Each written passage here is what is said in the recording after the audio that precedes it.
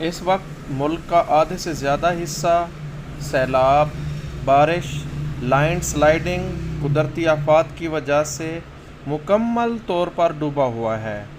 اب تک سینکڑوں لوگ، جن میں مرد، عورتیں اور بچے شامل ہیں، اس آفت کی زد میں ہیں۔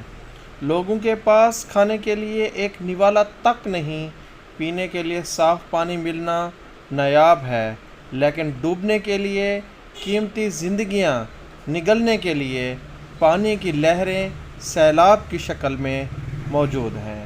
لوگ بیچارے اللہ پر توکل کرنے کے بعد اپنی مدد آپ کے تحت خود کو محفوظ مقامات پر منتقل کرنے میں ایک دوسرے کی مدد کر رہے ہیں۔ آج میں صرف آپ کو فاضل پور پر انڈس روڈ پر جو سیلاب زدگان بیٹھے ہیں ان کے بارے میں بتا رہا ہوں۔ قدرتی آفات پر تو انسان کا بس نہیں چلتا، لیکن صد افسوس ریاست تو ماں جیسی ہوتی ہے جس کے لیے تمام اولاد برابر ہوتی ہے، مگر یہاں پر معاملہ بالکل الٹ ہے۔ کافی سارے دوستوں نے اپنی زندگی میں سیلاب نہیں دیکھا، اللہ کبھی نہ دکھائے، لیکن میں نے اپنے بزرگوں سے سیلاب کے متعلق سنا ضرور تھا اور خود بھی 2010 میں اس کا چشمدید گواہ ہوں کہ ہمارے علاقے جامپور میں بھی ایسے ہی سیلاب آیا تھا جس نے کافی تباہی مچائی تھی۔ میں سیلاب زدگان لوگوں کے دکھ کو سمجھ سکتا ہوں۔ مجھے اندازہ ہے کہ اگر کسی غریب کی کل متاع ایک گائے، ایک بکری یا چند مرغیاں ہوں، یا کچی کوٹھی میں پڑا ہوا وہ ٹرنک جس میں غریب عورت نے اپنی ساری زندگی کی جمع پونجی اپنے دوپٹے میں لپیٹ کر اپنی بچیوں کے جہیز کے لیے رکھی ہوئی ہو، اور اچانک اللہ کا حکم آئے اور سب کچھ سیلاب میں بہہ جائے، پھر غریب آدمی اپنے کنبے کو بچاتے بچاتے اپنا سارا مال مویشی اپنی آنکھوں کے سامنے بہتا ہوا دیکھے، اور کھلے آسمان تلے اپنے کنبے سمیت کھانے پینے سے بھی محروم ہو کر وقت کے حکمرانوں کی طرف دیکھے کہ شاید کسی کو ترس آ جائے اور کھانے کا پیکٹ یا شاپر یا راشن ہیلی کاپٹر سے ہمارے منہ پہ مارے، جس سے وہ اپنے بچوں کا پیٹ پال سکیں، کیونکہ چاروں اطراف میں پانی ہے، آمد و رفت کا کوئی راستہ نہیں، اور انڈس روڈ کو راجن پور شہر بچانے کے لیے انتظامیہ کٹ لگایا ہوا ہے۔ دکھ کی اس گھڑی میں ہم متاثرین سیلاب کے شانہ بشانہ کھڑے ہیں۔ یہ وقت مصیبت زدہ بھائیوں کے دکھ کے مداوع کرنے کا ہے۔ آپ سے میری اپیل ہے کہ سیلاب زدگان کی بحالی میں بڑھ چڑھ کر حصہ لیں۔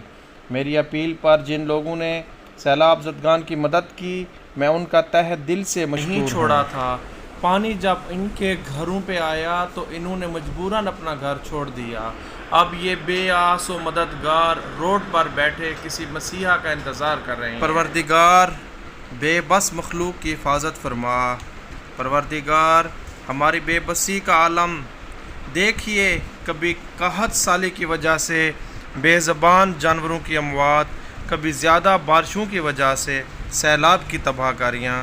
میرے پروردگار ہمیں ان آزمائشوں سے نکال، یا اللہ معاف کر، یا اللہ ہمارے لوگوں پہ رحم کر، ہر آزمائش سے بچا لے، ہر آفت سے بچا لے۔ سوشل میڈیا استعمال کرنے والے تمام افراد سے گزارش کرتا ہوں، خدا کے لیے اپنے ارد گرد دیکھیں، یہ سب آپ کے بہن بھائی ہیں، آپ کی مدد کی ضرورت ہے۔ اگر آپ کچھ بھی کر سکتے ہیں تو خود کو خدا کے حضور سرخرو کریں اور اس کی مخلوق کے لیے کچھ کریں جو اس وقت بے یار و مددگار صرف اور صرف خدا کی طرف امید سے دیکھ رہی ہے۔ میں اور میری ٹیم نے سیلاب زدگان کے لیے اللہ کی راہ میں نکلنے کا عزم کیا ہوا ہے۔ یقیناً آپ کے لیے بھی میری طرح یہ مشکل ہوگا، لیکن کل اللہ کے حضور سرخرو ہوں گے کہ ہم تیری سب سے پیاری مخلوق کے لیے نکلے۔ جن علاقوں میں سیلاب کا پانی اتر چکا ہے، وہاں ان لوگوں کے لیے خشک راشن کچھ مدت کے لیے فراہم کر دیا گیا ہے تاکہ وہ اپنی زندگی از سر نو شروع کر سکیں، شروعات میں انہیں کسی قسم کی مشکلات کا سامنا نہ ہو۔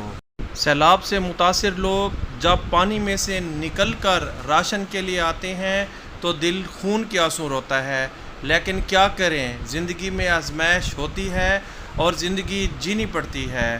ہمیں یہ دیکھ کے خوشی ہوتی ہے کہ ہماری وجہ سے چھوٹے بچوں کے چہرے پر مسکان آتی ہے۔